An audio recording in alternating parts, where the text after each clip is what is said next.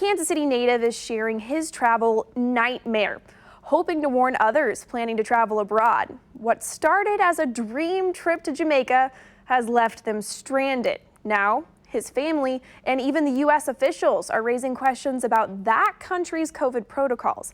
Lizzie Aguilar explains. Before we left, Kendall Foreman and about 20 of his closest friends and family had a blast in Jamaica at an all-inclusive resort. The Kansas City Chiefs fan works for an airline and flies free on standby. On Monday, when they were set to leave, his family couldn't board. By the time there were flights available on Wednesday, their COVID tests had expired, and that's when the problems began. it's been rough. We tried to video chat with Foreman, but the connection was a little weak, so we spoke with his mother. They're still being detained there in Jamaica.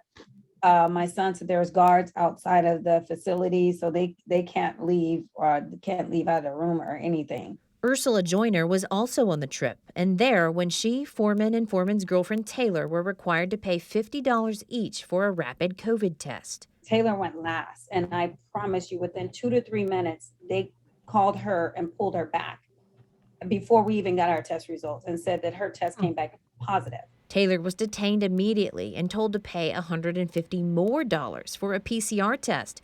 The family decided Foreman and Taylor's 9-month-old baby would fly back to the States with Joyner. I'm doing my best to try to keep him as happy and positive as possible, but I know he misses his parents. He's never been away from them. Foreman stayed to quarantine with Taylor in a government-provided facility. They were shocked when an email came with the rapid test results from the airport. The one that we were verbally told was positive, it came back as negative. The PCR test results came back positive, though, but the family questions if those results are valid. We knew what we were signing up for, so we know that if you test positive, you have to quarantine. But she didn't. She actually, like I said, she had 2 negative tests. 2 negative tests. The first when they left the resort initially, then the rapid test once they found a flight. They say even the staff where they are quarantined has questions about why she was held back.